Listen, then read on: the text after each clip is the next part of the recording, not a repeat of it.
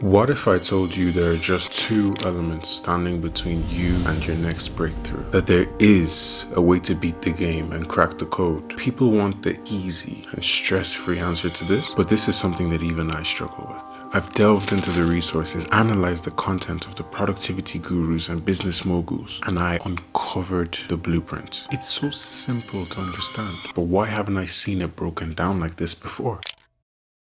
For the last 12 months, I've just been in a mode where I'm constantly putting myself under pressure to make the most of the precious time that I have on this earth. There's a constant internal pressure to fulfill my purpose, to get to work on my YouTube career and public speaking, and to put my best foot forward for my business ventures. Because if I'm not doing everything I can to glorify God through my actions, then why am I even existing? Marcus Aurelius's Meditations capture this brilliantly when he says, "Were you then born for pleasure or for feeling, not for action? Can you not see birds, ants, spiders, and bees all doing their own work, each helping in their own way to order the world?" This is pressure. This pressure to deliver was eating me alive. This constant voice telling me that I do not know nor have what it takes to fulfill my purpose. I would describe it as a perpetual nagging feeling of inadequacy. It's blurred vision, the inability to pinpoint what exactly you need to clear yourself of the uncertainty. The complete lack of clarity made me descend into a state of utter confusion. The mind is such a powerful place. It can be an insidious place to dwell. It can get real dark and real lonely. God didn't just put us here to suffer. That state of panic and confusion was the exact push that I needed.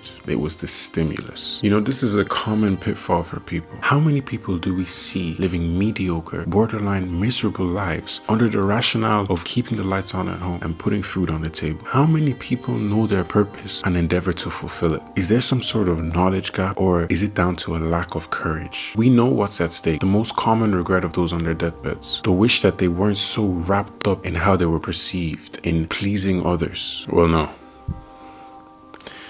Not anymore. I want to address the two controllable factors that provide much needed clarity. Controlling our inputs is one of the ways to condition the mind to beat the game. What do I mean by inputs? The music you listen to, the TV you watch, the content you consume, the food you eat, the company you keep. All of these things affect and shape us, consciously or subconsciously. They say you are what you eat. You are who you hang around with. We are serial products of our environment. This is especially significant in this social media age. I had to ask myself and analyze what I watch. Am I watching things conducive to who I want to become? Shout out to the likes of Chris Williamson, Steve Bartlett, Alex Hormozy. There is so much valuable information out there, gang. So much. Capitalizing on it is the way to beat the game. But as much as there's a whole lot of valuable content out there for me to consume, digest, act upon, there are a whole load of things that can steer me off my path. But I still consume football content and the entertainment industry. But now that I'm conscious of how these things affect my patterns of thinking, I can monitor my inputs with the intention of being the best that I can be. Because putting good things into my body and mind is like watering the garden that is my mental. The second way to beat the game is through volume. After identifying my purpose, that is, the things that give my life meaning and value, the objective is to relentlessly pursue these things, because I only get out what I put into it. The more hours I put into content creation, the better I'll get. The more I go to the gym, the better I will look. It sounds like common sense.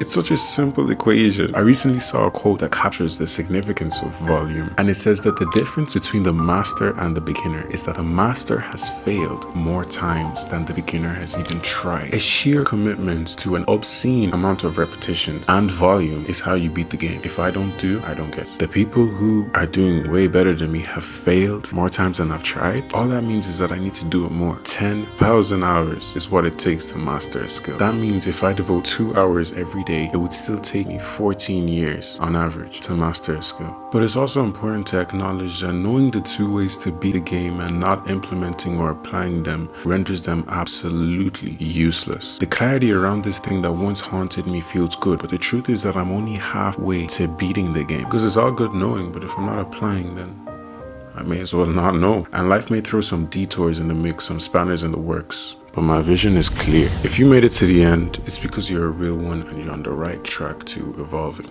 Subscribe to be part of a growing family. Now, it's time to get to work.